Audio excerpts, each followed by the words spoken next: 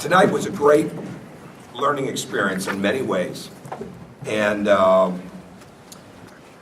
what you want to get your team to understand, and I said this even to Don Fisher in the pregame, this team does not have the luxury of going through close games and hard-fought battles yet. Some of the players do, like Will, obviously, but we don't have a team of guys that have gone through that.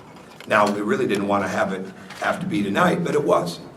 And the bottom line is, if we didn't have the capacity to get better, if we didn't have the capacity to improve inside of the game, and if we didn't have the capacity to understand what the game was giving us, we'd have lost the game by 10, 12, 14, 15 points. There's no question about it.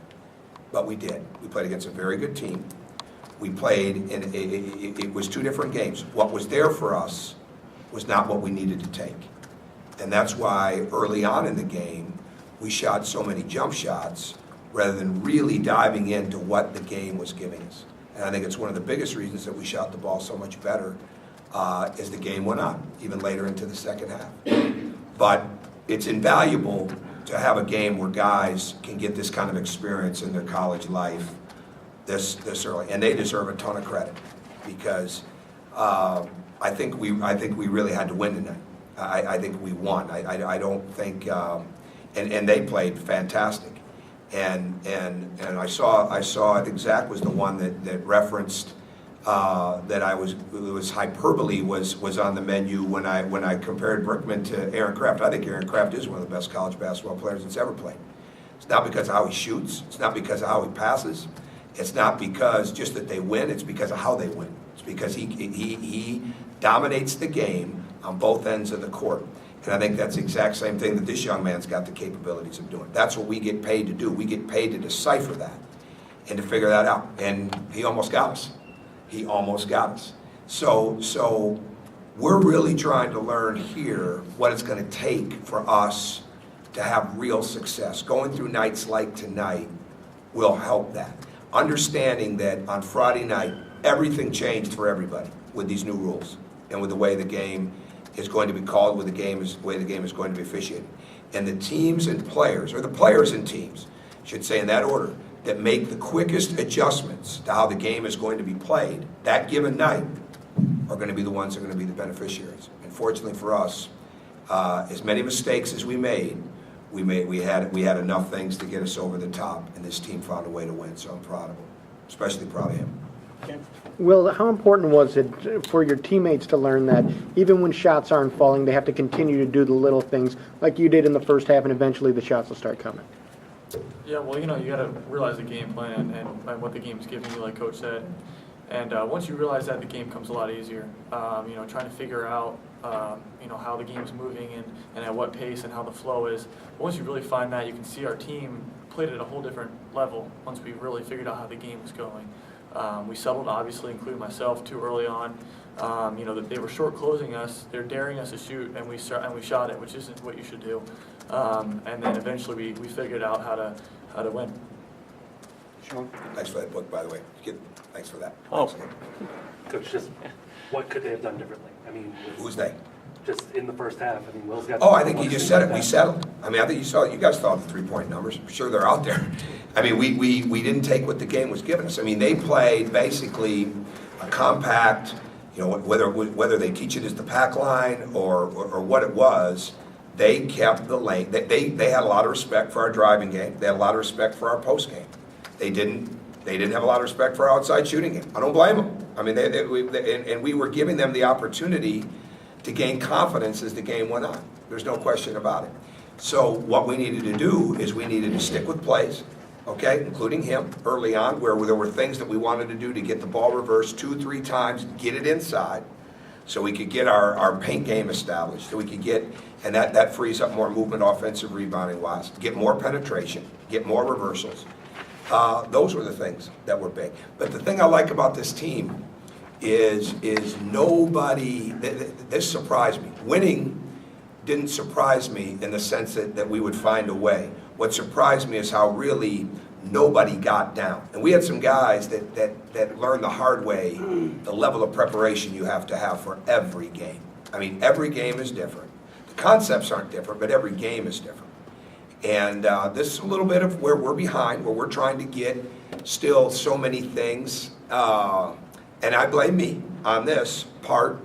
Things we're doing defensively, we have not been doing week upon week like we would in a regular situation with an older team. We're still really trying to get the fundamentals and the basics down of our defense. And then when you start switching coverages a little bit against really good teams, a little bit gave. So we could have made the game plan a little simpler in the first half, but we didn't. And we have to learn how to do that, because the game, we're going to play games that are back-to-back nights next week. We've got to make those adjustments quickly. I guess you talked about that resiliency. How important was it? I think Troy had 5 points in a rebound there late, and then obviously Devin pulls into the rebound, on their second to last possession. How important was it for freshmen maybe to Down the road, it'll be huge. Down the road, to have that happen in their second game, it'll absolutely be paramount to their future to get that. I mean, and you know what? Even if we'd have lost the game, there was experiences in there that were invaluable for them. But the bottom line is they found a way to win the game. They found a way to win the game, and the other team was doing everything they could do to win it too. So, but we're a long ways away from understanding scouting reports. We're a long ways away from understanding the strength of the personnel. We're a long ways away from trusting game plans in the sense of our whole job is just leading assist player in the nation. Last year, coming off a 14 assist game, he wants to pick you apart with his passing. And we overhelped and things like that. That goes in answer to your question a little again. But guys had to play through it. It wasn't like we had a group of senior guys to go down to at the end of the bench and say, hey, go in and take care of this. We had Evan, we had Will, and we had a bunch of freshmen and sophomores. Well, just what allowed you to get a rhythm eventually, basically, what started to work in the offense for you to get better shots, and what did you try to do differently to shoot the ball in the second half? Well, you get stops on defense, and it definitely fuels your offense. And also playing inside out, the shots I took in the second half were a lot more open than the shots in the first half. They came off penetration, they came off Yogi 2 or 3 times, making a fantastic play in the lane and finding me wide open. Devin, I think, found me once too. So, really it's just guys making plays for others. And in the first half, myself, Yogi, a couple guys, wasn't letting that happen. But in the second half, we made plays for each other, and that's why we won. Sometimes for the people on the outside, whether even in the crowd or even for you and for coaches especially, it's so much easier to sit there and see, hey, this will really work. A little harder when they haven't done it. And again, I thought the way the ball did move, in answer to that question, the way the ball did move and the way he allowed the game to come to him as the game was going on, and as everybody did. I mean, there were a couple moments, obviously, but knowing that you want to attack the rim, knowing that you want to get the ball inside so you can get to the foul line, but at the same time getting the ball spaced, reversed, and then having the confidence to knock down shots, I thought that was really big. Tom, you had to go 5 minutes or so near the end of the game without Yogi out there with the ball. Was it that long? Was it? Yeah. And Didn't seem like it, but go ahead. Jeremy had the ball. Well, what are your options in that? Oh, that's a big one. I mean, we started that. We've always working on the ball handling and things like that. I mean, Noah taking the ball off the break is not anything we just came up with. I mean, that's something he can do. And I'll be shocked if I put him out there in that situation at some point. But Jeremy is really understanding. He's getting better day. This was not a great game for him. I mean, judge the fact that he had 10 free throws the other night. He had 0 free throws tonight. He wasn't nearly as aggressive as he needs to be. And he had the fouls in those situations, but he came in and he played well when we needed him to play well. That's the sign of growth to me. So he can do that. Evan can do that. Stan still doesn't understand that the other team's trying to take the ball from him, and that it doesn't say Indiana on the ball. I mean, it's wide open. They can grab it. So he's got to continue to learn that. He will. But I was proud of the way Jeremy played in that situation. And Evan, Evan doesn't score a point tonight, but we don't win the game without Evan Gordon. I mean, that's an obvious deal. I mean, he did so many different things, and he kept playing. And when the shot's not going in, I'm telling you now, that's a hard deal. And our guys kept their confidence going, even when it wasn't going in, and eventually it did. Noah gets his second straight double-double, and the numbers are nice, but how do you think that he's played in these first 2 games, and how did he develop from No, he's one not to even that? scratching the surface. He has no idea how hard he can play. And he knows how hard he can play, but he doesn't know how long he can play that hard. And I thought tonight was great growth. I thought he was much better tonight than he even was on Friday with understanding what the game was to me. In the first half, we missed a ton of layups. And it's almost like we were waiting for the foul. rather than going up into the basket and forcing our will. Not in the sense of charging or anything, but using the board and things like that. Those things, this is where these guys are still learning. The shots they were making last year, you're not getting those shots against anybody here. I mean, at any level in Division I, you've got to use the glass. And you've got to extend on your jump hook. You've got to get the ball up. I mean, you've got to escape the offense. You've got to escape the blockout so you can offensive rebound. Noah's learning a lot about that. Noah, for a long time, has been the biggest player on the court. Now he's got to be as athletic and as versatile as any player on the court, and he's learning a lot about that. Anything else? Tom, is ball movement a key to the assist to turnover ratio, especially these last two No, games? body movement is. Body movement. Body movement? Yeah, body. You got to move bodies. I mean, we're a cutting team. I mean, this is good at cutters in college basketball. And he and Vic were probably tied for it last year. And now it's him. I mean, when our bodies are moving, because we have willing passers, we're still, it's a fine line right now. I mean, we want to play fast. And it wouldn't be a fine line if some of those guys handling the ball were March sophomores or juniors. It wouldn't be a fine line because then they'd be expected to know better. But sometimes when you're playing as many young guys as we're playing right now, it's part of it. It's part of it, and they're going to make some mistakes.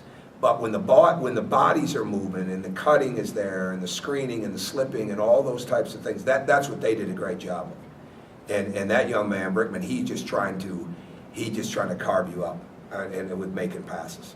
And when we didn't trust what we were supposed to do, we paid. When we did what we were supposed to do, and that's a great lesson for our guys. It doesn't matter who's in another jersey. If they're committed to a style of play, they know how to play that style. And every time we came off and helped because we thought we were going to get beat on penetration, he kicked it for an open three, or he kicked it out to the side, or he found a slip guy. And key for us is to be able to do the same thing, have the same kind of movement, same kind of reversals, the ability to take what the game has given us, play off the defense, and we're not there yet. But that's when the assist turnover ratio will get better. Do you feel like you did that a little better in the second half? Oh, without a doubt. You got 11 of your 13 assists in the second half? Yeah, I really haven't. All I've looked at is the rebounding and the deflections. And I did see that we shot 27% one. But I mean, it was way better. Way better. And I think it's indicative. It's indicative. We don't want people to stop shooting. We want people to understand what the best shot is. And I think as the game went on, we got a lot better at that. So, I saw this quote from Brett Brown with the 76ers. He was talking about playing the Spurs the other night, just how good they are, and really how simple they are in the sense that they just make the next pass. And he said the key to playing the game the right way is just make the next pass. And to me, that's why we were so good last year. That's why our free throw attempts were so high. That's why our field goal percentage was so high. That's why our three-point percentage was so high. We created open looks and open layups for each other. We'll get better as a team shooting the ball. That will take some time. We have to get better right now, like we did tonight in the second half, at moving without the ball and continuing to understand how important the spacing and reversals are. But I'll give you an example. We practiced on Sunday. We probably spent a 2-hour and 10-minute practice. We probably spent an hour and 10 to 15 minutes of just spacing in the half court. And if you'd have watched this tonight, it looked like we'd never done it before. I mean, I got to keep that in perspective. I mean, we just got to keep doing that, time and time again until we understand it. Okay, thanks. All right, thank you. Thanks for your patience. Thanks a lot.